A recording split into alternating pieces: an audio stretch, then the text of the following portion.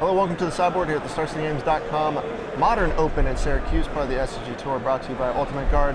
I'm Nick Miller alongside 2016 Player of the Year, Tom Ross. How's it going? here in the sideboard.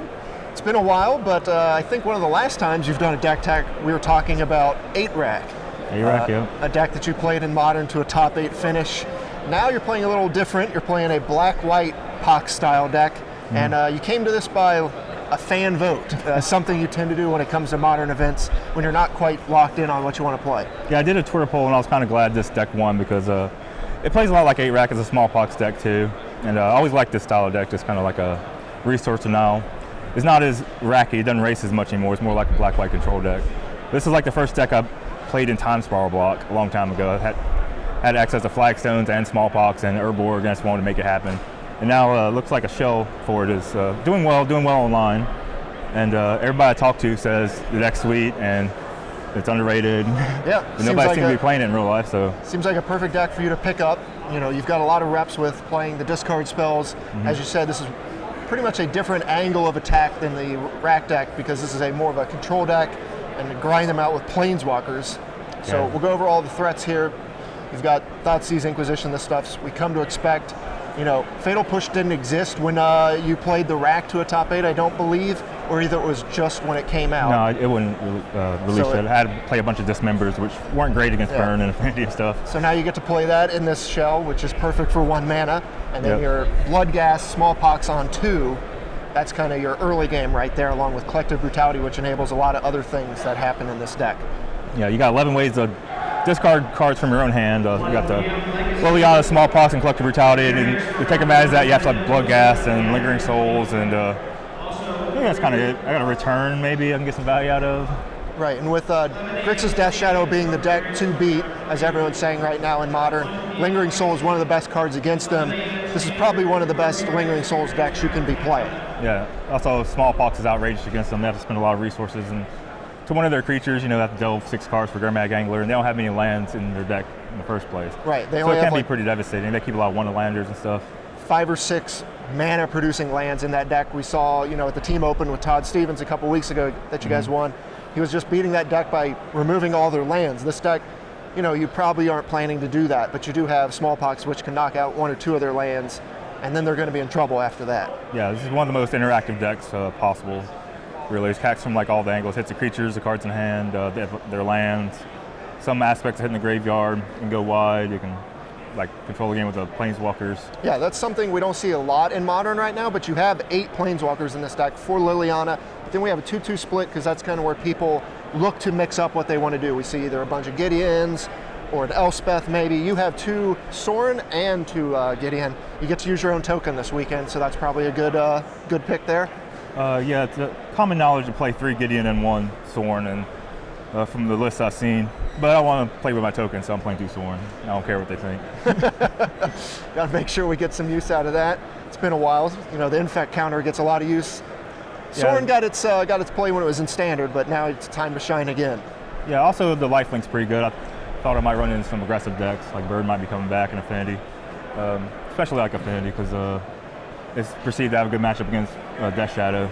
So Death Shadow's on the downswing, even though this does have a good matchup against it. I think I have the ability to kind of fight any deck with the discard and a little bit of land destruction and creature removal, so I'm not going to be dead in the water or anything. That's kind of where I want to be in like a greatly like diverse Modern metagame, which is pretty healthy. Yeah, got a fighter's chance in basically any matchup. Then your one-ofs here floating around. We got a Never to Return coming straight out of Hour of Devastation. That's Amonkhet, apologies. Yeah, it's just kind of hard removal. Yeah, can get some value out of return. It's a way to interact with their graveyard game 1. It's not bad. Cast out another, new spell that has cycling, which gives you a little flexibility in this deck.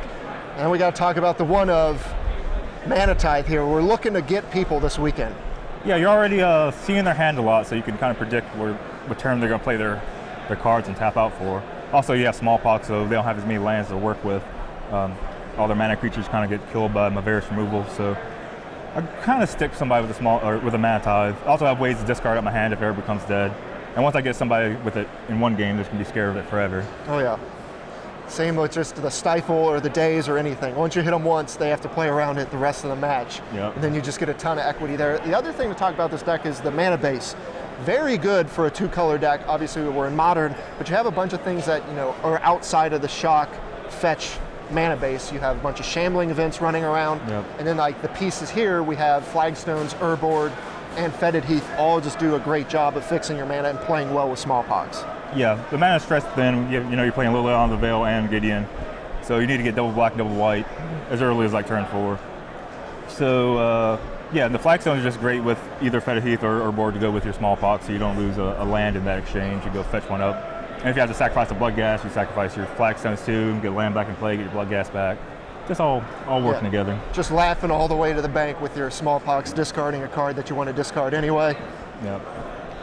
Looks like fun. Hopefully I have fun this weekend. All right, so we'll mention the sideboard here real quick. A pretty solid sideboard. We have 2 4-ofs in Leyline of the Void and Fulminator. Pretty clear what you're going after here. The graveyard decks and the mana decks. Then we'll talk about these cards. Stony Silence, we know where this is coming in against Affinity, things like that. Yep. Let's talk about these other pieces. You got 1 Liliana, 2 Kalitas, and 2 Damnation rounding out the sideboard. Yeah, I have a Liliana Last Hope in my sideboard. It was kind of a last minute idea. I wanted like another card to go with my Fulminator Mages. A lot of matchups I have to take out like all my removal plus some other cards. So the Fail Pushes, maybe the Collective Brutalities have to come out, maybe the Never Return. So I just need like a pile of cards against certain matchups. Say like a Scape Shift deck, I need like a pile of cards, so I have 4 Fulminator Mages. And I don't really want to play like more discard in my sideboard because they could show up with like Leyline Sanctity or something. Then the Liliana Last Hope works with the Fulminator Mage a little bit.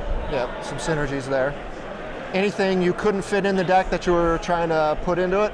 I want to play a Start Finish in there. You can just discard the finish. It's like a 3-mana Bone Splitters, but I have Blood Gas and a bunch of tokens. And the Starts is not bad either, so like this is kind of a token deck with some emblem action going on with Gideon and Soren, so there's more tokens is okay. I couldn't fit it. I think it's just like one of the weaker cards, but I definitely wanted to play it. All right, well, we're recording this in round 3.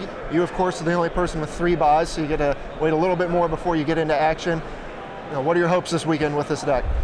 Kind of the same hopes that Todd Stevens had last weekend to like dodge the early game stuff. So Todd played a good day 2 deck, but not really a good day 1 deck. And I played like a great day 1 deck and a poor day 2 deck in our team tournament, and kind of balance each other out. So hopefully with his 3 buys, I'll dodge like some craziness that I'm not thinking about and play a lot of like stock decks. All right, get to the established metagame, dominate them with Smallpox the way Tom Ross does. Yeah, a bunch of shadow and stuff. All right, Tom, well, thanks for joining me here in the sideboard. We'll have you on camera in round 4 so people get to take a look at this deck. Stay tuned to StarCityGames.com all weekend long for the action here in Syracuse.